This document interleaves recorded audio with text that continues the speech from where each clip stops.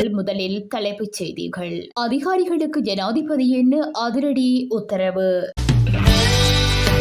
யாழ் கோர விபத்தில் இளம் குடும்பஸ்தர் பலி. புதிய போலீஸ் மா அதிபர் தொடர்பில் வெளிவரும் தகவல்கள். வைத்தியர் ராமநாதன் அர்ஜுனாவிற்கு மீண்டும் விளக்கமறியல். முன்னாள் ஜனாதிபதி ரணில் விக்ரமசிங்க தலைமையில் விசேட கலந்துரையாடல். கனேடிய அரசாங்கத்திற்கு எதிரான நம்பிக்கையில்லா தீர்மானம் தோல்வியில் நிறைவடைந்தது.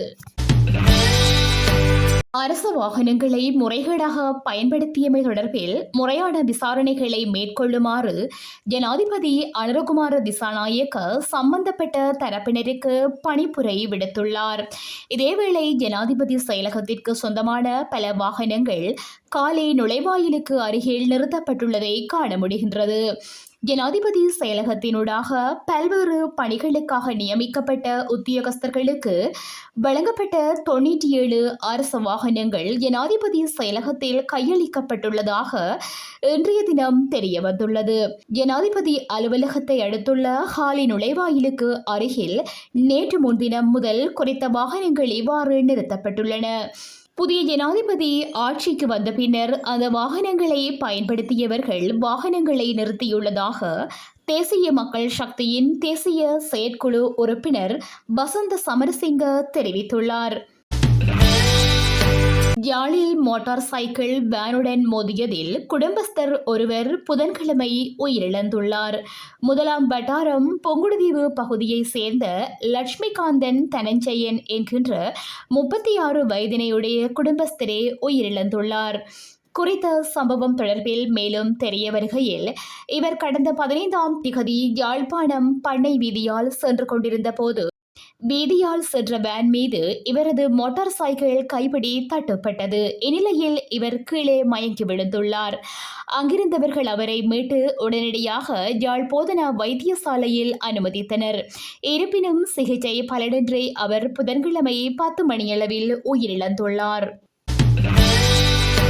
இலங்கையில் புதிய ஜனாதிபதி அனுரவின் புதிய அரசாங்கத்தின் கீழ் பதில் போலீஸ் மா அதிபராக சிரேஷ்ட பிரதி போலீஸ் மா அதிபர் பிரியந்த வீரசூரிய நியமிக்க முன்மொழியப்பட்டுள்ளதாக அரசாங்க உயர் வட்டார தகவல்கள் தெரிவிக்கின்றன.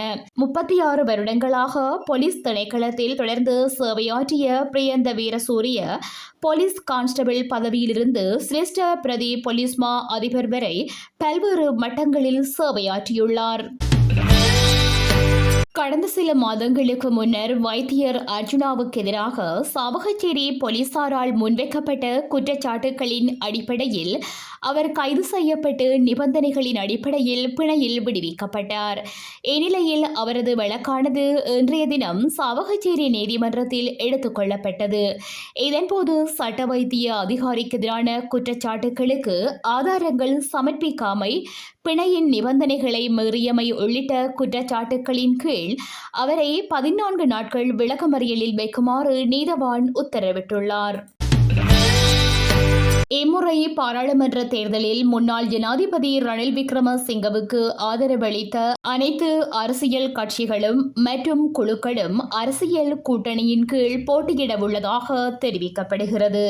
இது தொடர்பில் இதுவரையில் இறுதி தீர்மானம் எடுக்கப்படவில்லை எனவும் இன்று குறித்த கலந்துரையாடல்கள் சில இடம்பெறவுள்ளதாகவும் தெரிவிக்கப்படுகிறது.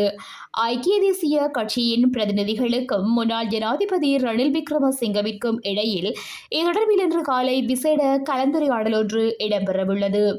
எதிர்வரும் பாராளுமன்ற தேர்தலில் போட்டியிடும் விதம் மற்றும் சின்னம் தொடர்பில் இங்கு கலந்துரையாடப்பட உள்ளதோடு கூட்டணி அமையுமாயின் அதற்கு தேவையான அடிப்படை செயற்பாடுகள் குறித்தும் இங்கு கலந்துரையாடப்பட உள்ளதாக தெரிவிக்கப்படுகிறது.